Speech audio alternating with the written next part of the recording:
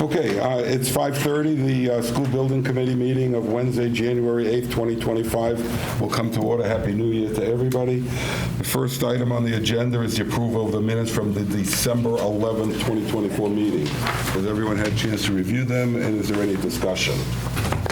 Hearing no discussion. So moved. Okay, moved by Al Correa, second by Kevin McIntyre. Abstain. All those in favor, signify by saying aye. Okay, and Mr. Holland and Mr. Pena and Ms. Torres had to abstain. They were absent from that meeting. Other than that, it's unanimous. Second item on the agenda is the approval of warrant. We have two warrants to approve. Who's got the original?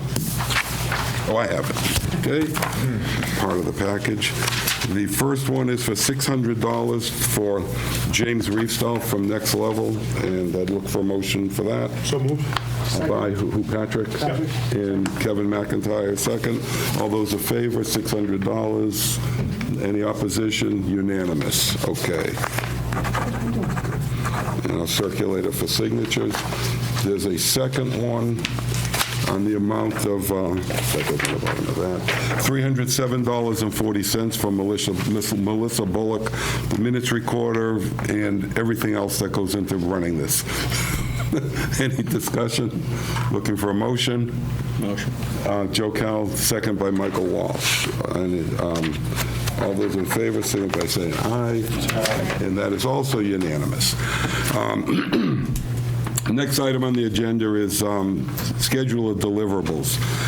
By the end of this month, January 28th, there's two things to be delivered. One of them is the enrollment meeting held, which is actually now scheduled 2 weeks from today for January 22nd. We'll do our best, and we'll see where we end up, but there's no other involvement really from the building committee. But the more substantive and important issue is the maintenance and capital planning information. There's a school department document that's due on January 28th. I want to restate that it's a school department document that we can only help with, but it's their document. So we've made James Reefstall, our consultant, available to the school department. I've interfaced with the school department, and excuse me, I was with my grandchildren last weekend. So this is what happens every time. So I'd ask Kevin McIntyre to give us an overview of where this document is. I've seen it, and it's pretty close. So. Yeah, so thank you. So I'm going to comment on both things, if that's okay, Mr. Chair, the enrollment meeting and the maintenance capital, and then just kind of open it up for questions. Does that work? Sure. All right, perfect. I've shared several documents with you, which are the key elements of the last module, which is the maintenance and capital planning module. The first document is the Milford Public Schools Facilities Maintenance Plan and Preventative Maintenance Program. This document outlines the maintenance mission statement and goals, facilities maintenance program goals, maintenance organization, staff responsibilities, maintenance priorities and procedures, preventative maintenance program focused on annual inspections, preventative maintenance program, regular maintenance, preventative maintenance summer work, and then preventative maintenance, proactive engagements. There's building considerations and a conclusion and future considerations. The second document is the maintenance and capital planning questionnaire, which is broken into 7 sections that include staffing, maintenance planning, facilities condition index, environment, budget, capital program, and the capital budget. Just for folks who aren't familiar with kind of the capital planning process, Milford has done an exceptional job of long-term planning compared to other communities in Massachusetts. And there's been an ongoing process related to long-term capital planning and expenditures with the school committee, the town, and the finance committee that I think is a model for the state. The last piece is the facilities condition index, which includes a comprehensive overview of the 5 facilities in Milford. Based on the feedback that I received recently from James, we need to complete a final piece prior to submission at the end of the month, which is creating the final kind of facility condition index for each building, which is kind of a mathematical formula, which kind of takes measures the needs of the total building value and compares it to kind of like the repairs that are needed. I plan to work with James and anyone who feels like their expertise can lend a hand in completing this last piece of the FCI next week. For all of these sections, I welcome your feedback and will incorporate that feedback into the final version of any of these components. And I have received a fair amount of feedback, and I'd say the last couple days. And there's some areas where we need to add, I think, a little more emphasis. And there's a couple of things I think we need to incorporate or include into it. And again, I'll answer any questions on that or take additional feedback on that. But if you send me feedback, the best way to do it is via email, because then it's in writing, and I can just, when I sit down and actually incorporate it in, I can just take all the feedback and build it all in. And I've worked with large documents before, and I know some of the feedback will be competing feedback and conflicting feedback, and I'll just have to make some judgment calls, and we'll get a couple folks to put final eyes on it. I also shared with you this evening our October 1st SIM submission, which is our student population which we report to the state. And the reason I did that is because of the upcoming enrollment meeting we have with the MSBA. Our total number of students across the district on October 1st was 4,512. And it's important to note that on any given day, our attendance and enrollment is going to be different, because students come and go all the time in the Milford Public Schools, so it's very dynamic.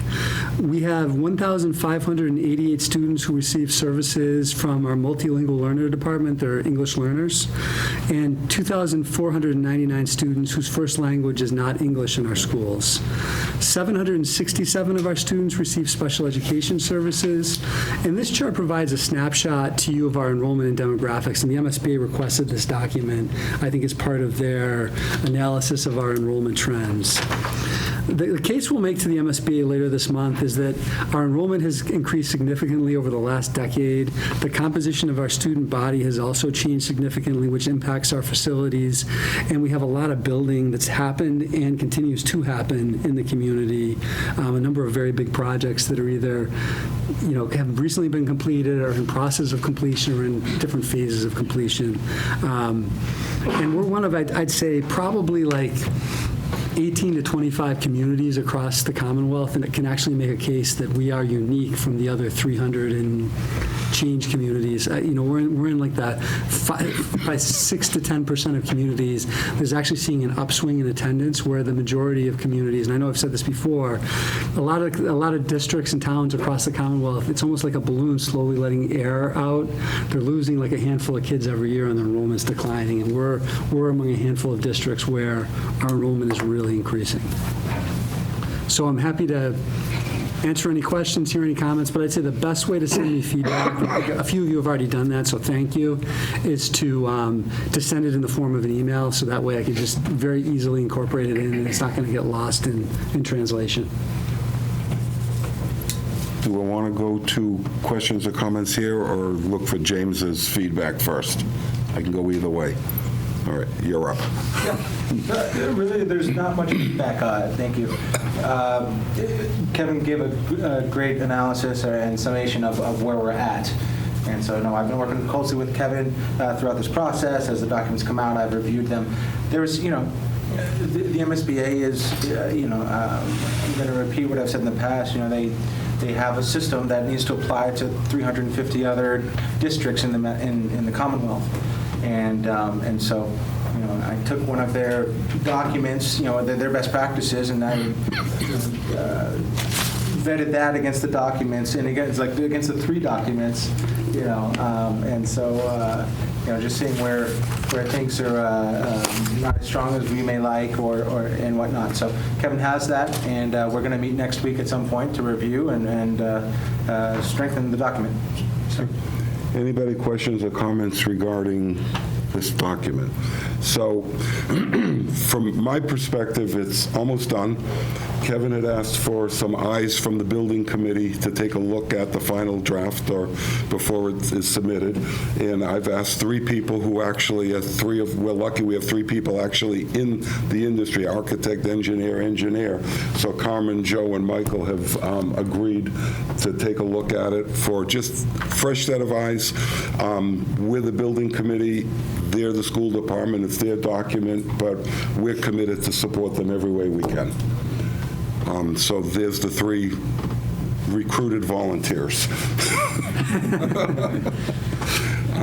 Chris? Yeah, and just to add to that, appreciate that, we're just looking for that second set of eyes on this, look at it, that you're that MSBA person, you're looking at the questions, you're looking through the answers, and are we answering the questions that are asked? So, certainly just going through, not looking to change the format or anything like that, but again, just looking through. You're the MSBA person, you're reading those questions, and, are we providing that necessary information to get those points that we're looking for? Okay. So that agenda item is wrapped up. School committee update. Do we have anything from the school committee that wants to be shared with us? Do not? Apparently not. Any old business? Nope. Any new business? No. So, FYI, the next thing that happens here, we have the enrollment meeting in a couple weeks. This document we've just discussed is due the end of January 28th. And then we're actually on leave, if you will. The next thing on the scheduled deliverables, the local vote authorization, April 28th, it's already done. The town meeting already voted it, and then the feasibility study agreement is due April 28th. I'm presupposing that's going to be a document that the MSBA will send to us, and with that in mind, I don't see us meeting again till the end of March. I mean, we'll have a couple bills to pay at that point, but we're kind of going into a lull. After the feasibility study agreement is signed, this should be voted by MSBA June or July, then we really start. Then the work starts.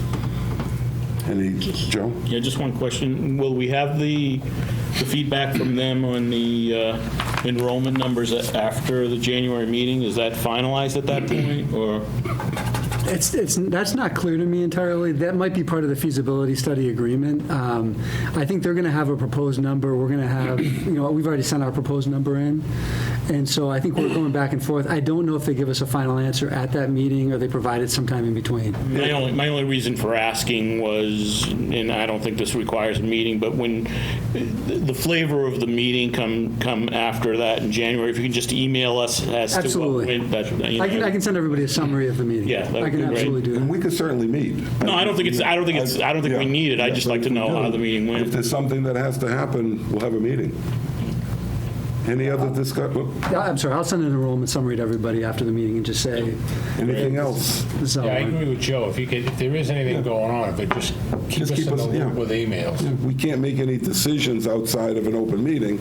Right. But we'll call a meeting, 48 hours, and we'll meet. Yeah. Okay, so with that, motion to adjourn by somebody. Mike Walsh, second by Kevin McIntyre. All in favor? Aye. Aye. We're done. Great job. Same as last week.